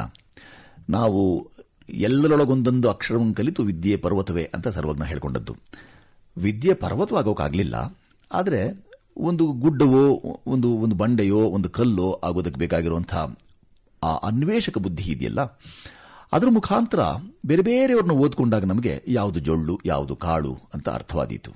ಆ ಥರದ ಒಬ್ಬರನ್ನ ಯಾವುದನ್ನು ಓದ್ಕೊಂಡೆ, ಅವ್ರ ಸಾಹಿತ್ಯವನ್ನು ಓದ್ಕೊಂಡು ಮಾತ್ರವೇ ನಮ್ಮ ಬುದ್ಧಿ ನೇರ್ಪುಗೊಂಡಿದೆ, ಅದು ಚುರುಕಾಗಿದೆ ಇಂಥದ್ದನ್ನು ಹೇಳುವಂಥ ಮಾತು ಸಲ್ಲ.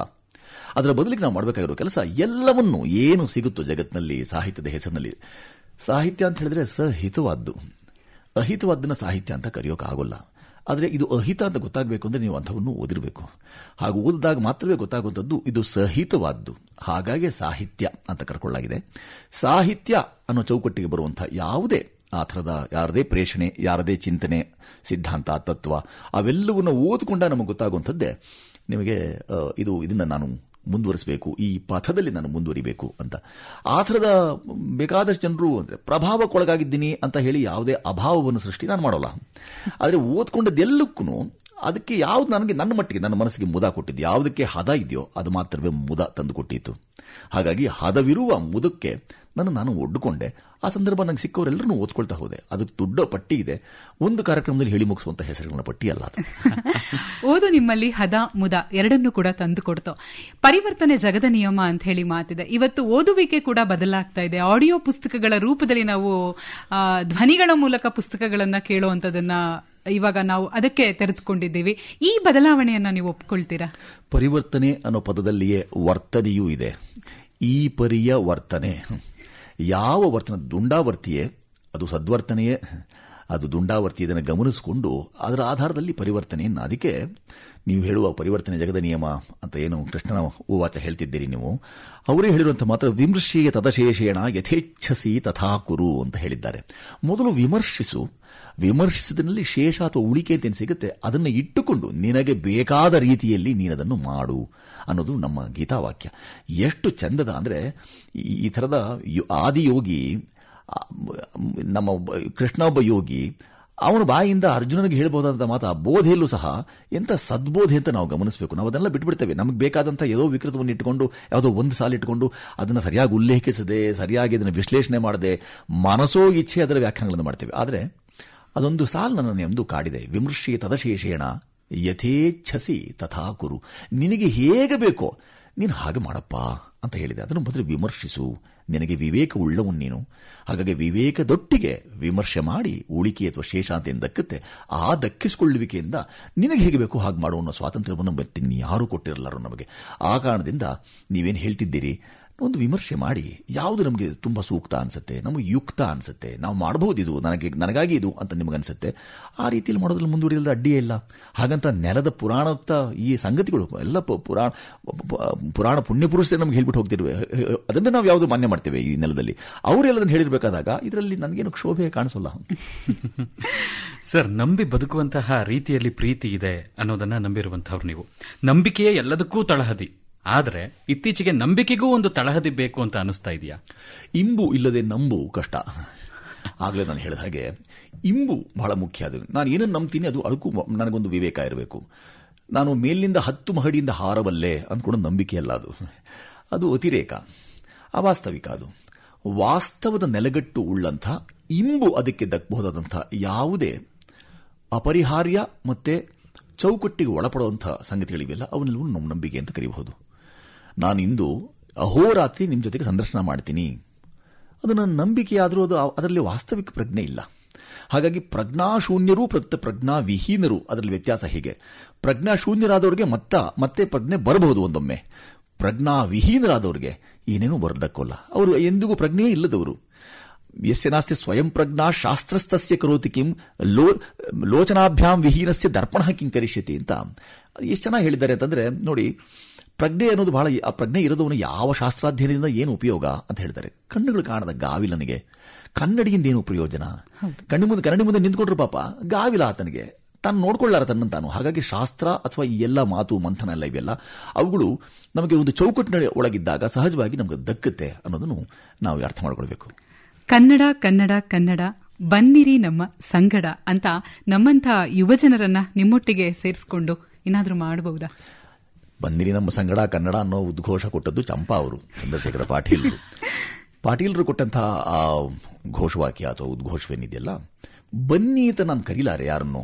ಯಾಕೆಂದ್ರೆ ಈಗ ಯಾರನ್ನು ಕರೀಬಾರದು, ನೀವು ಯಾರನ್ನು ಯಾವುದಕ್ಕೂ ಕರೀಬಾರದು. ಸ್ವಯಂ ಪ್ರೇರಣೆಯಿಂದ, ಒತ್ತಾಯಪೂರ್ವಕವಲ್ಲದೆ ಸ್ವಪ್ರೇರಣೆಯಿಂದ ಅವರು ಹೃತ್ಪೂರ್ವಕವಾಗಿ ಯಾರು ತೊಡಕೊಳ್ತಾರೆ ಅದಕ್ಕೆ ಹೆಚ್ಚು ಮೆರುಗಿದೆ.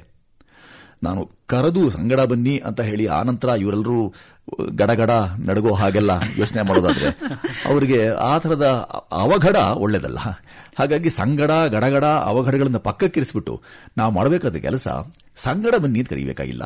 ಅವರು ಹೃತ್ಪೂರ್ವಕವಾಗಿ ಯಾರು ಸೇರ್ಕೊಳ್ಳೋದಾದ್ರೆ ಅವರು ತಾವು ಸ್ವತಂತ್ರದಲ್ಲಿಯೂ ತಂತ್ರ ಇದೆ.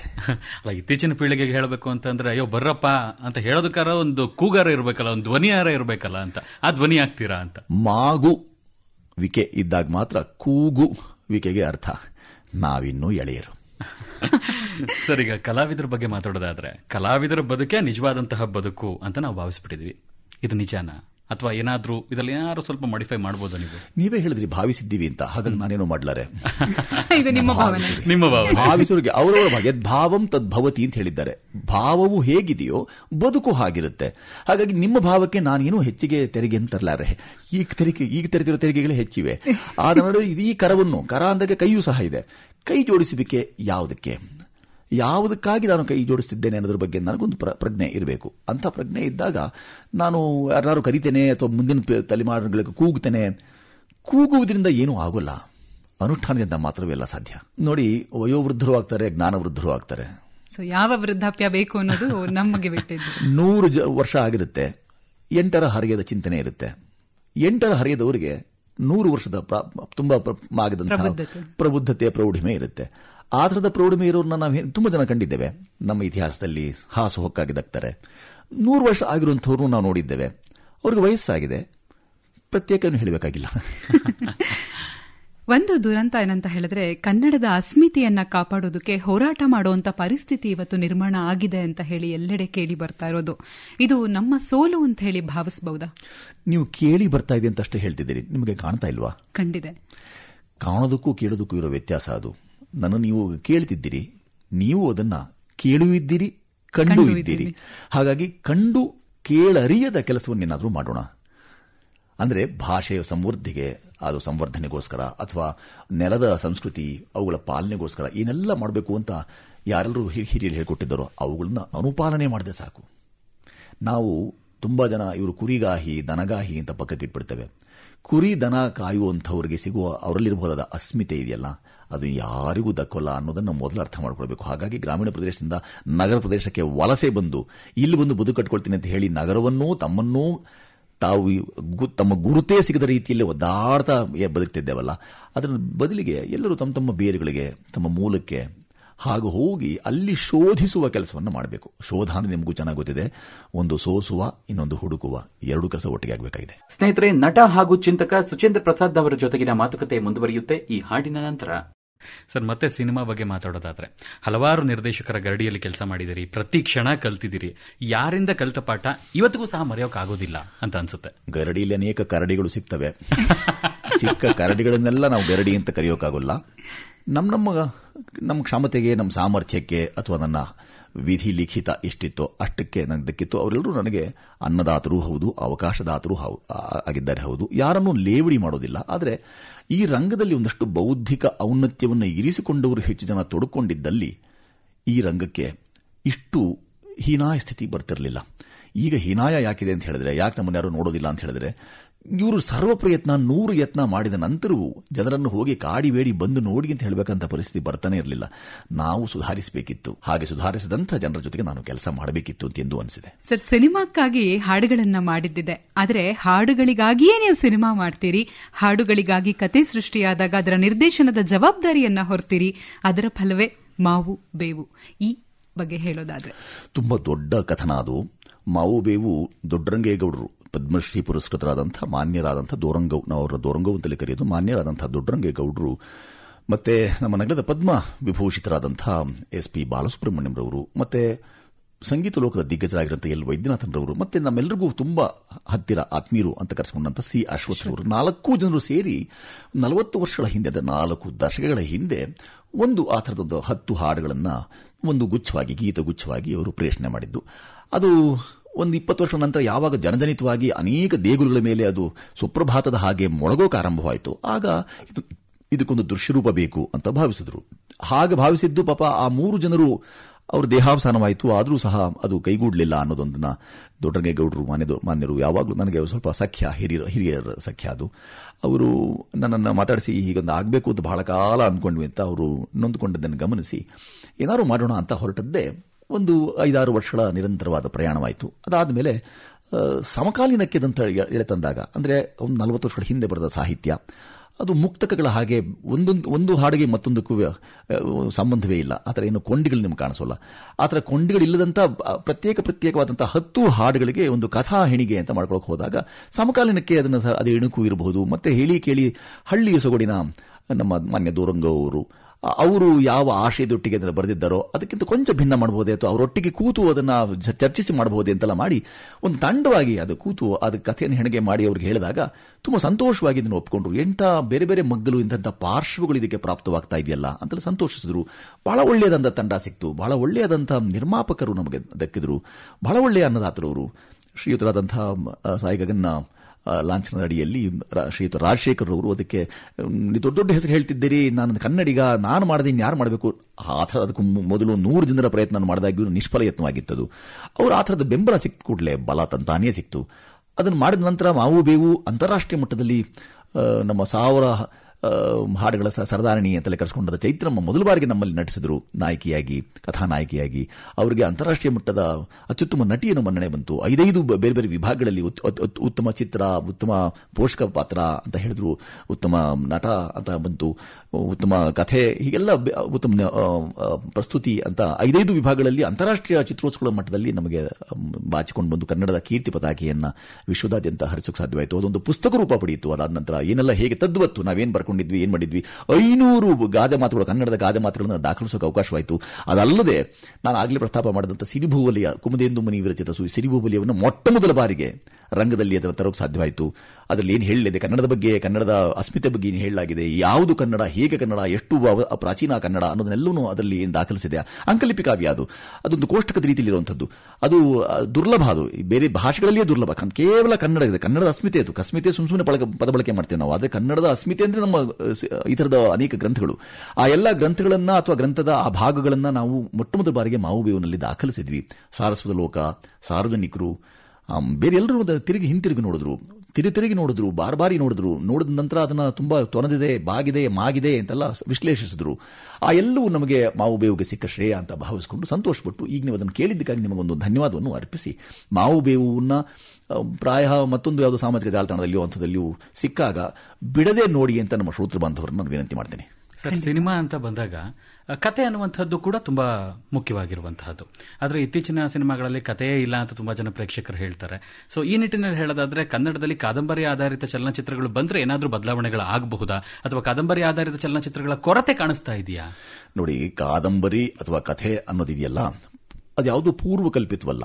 ಘಟಿಸಿರುವುದನ್ನು ಮಾತ್ರವೇ ನೀವು ಕಥೆಯಾಗಿ, ಉದಾಹರಣೆಗೆ ನೀವು ವಿಜ್ಞಾನ ಮೆದುಳಿಗೆ ಕಥೆಯನ್ನು ಕಲ್ಪಿಸಿಕೊಳ್ಳೋದಕ್ಕೇನು ಅವಕಾಶ ಇಲ್ಲ. ಎಲ್ಲಿಯೋ ಘಟಿಸಿದ್ದು, ಎಲ್ಲಿಯೋ ಕೇಳಿದ್ದು, ಯಾರೋ ಹೇಳಿದ್ದು, ಕಲ್ಪನೆ ಮಾಡಿಕೊಂಡದ್ದು ಅಂತಿಲ್ಲ. ಅದು ಕಲ್ಪನೆ ಆಗಬೇಕು ಅಂತ ಹೇಳಿದ್ರೆ ಯಾವುದೋ ಒಂದು ಮೂಲೆಯಲ್ಲಿ ಆ ಥರದೊಂದು ಕೆಲಸ ಆಗಿರಬೇಕು.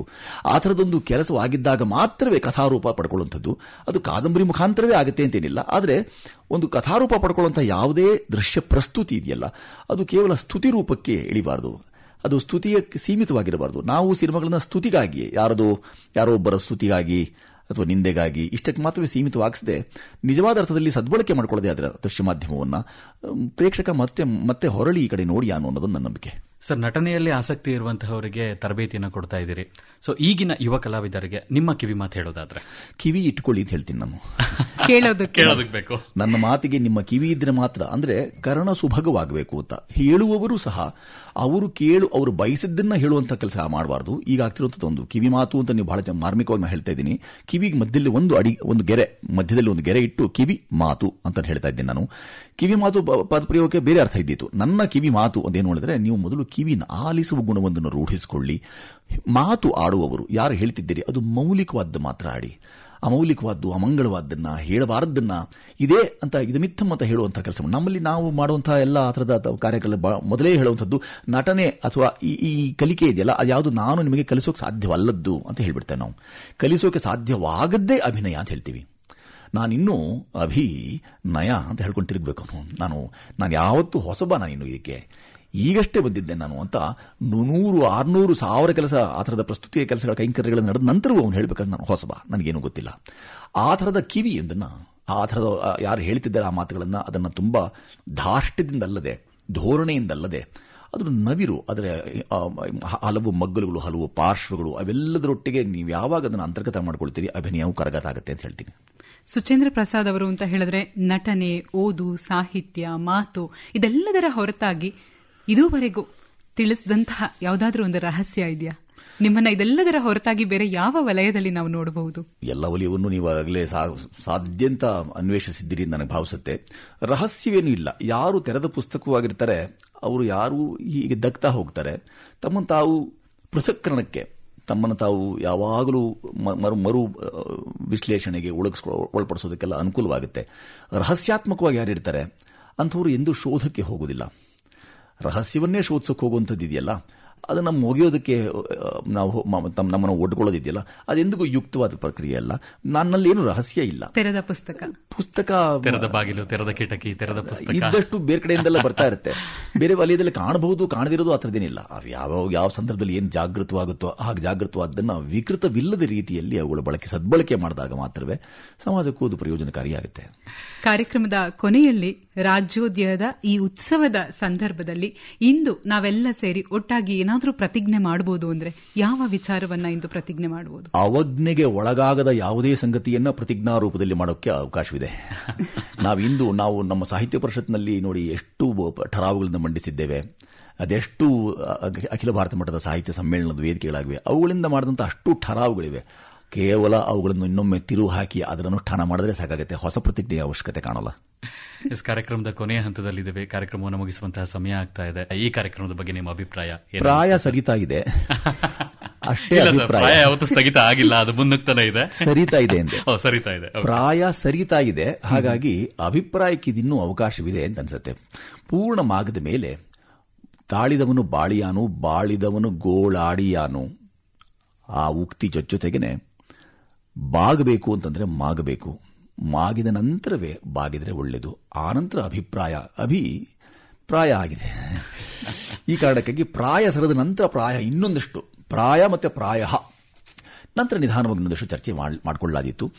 ಇದು ಮಾತೃ ಸಂಸ್ಥೆ ಆಗಿರೋದ್ರಿಂದ ನನಗೆ ಆಕಾಶವಾಣಿಯಲ್ಲಿ ಯಾರೋ ಯಾವಾಗ ಆ ಥರದ ಕರೆದಾಗಿಯೂ ಸಹ ನನಗೆ ಓಡೋಡಿ ಬರುವಂತಹ ಒಂದು ಸಂಪ್ರತಿ ಇದೆ. ಧನ್ಯವಾದಗಳು ಸರ್. ನಿಮ್ಮ ಇಷ್ಟು ಬ್ಯುಸಿ ಶೆಡ್ಯೂಲ್ ಮಧ್ಯೆ ಕೂಡ ನಮಗಾಗಿ ಸಮಯ ಮಾಡಿಕೊಂಡು ನಮ್ಮ ಪ್ರೀತಿಯ ಕರೆಗೆ ಹೋಗೊಟ್ಟು ನಮ್ಮ ಕಾರ್ಯಕ್ರಮಕ್ಕೆ ಬಂದ್ರಿ.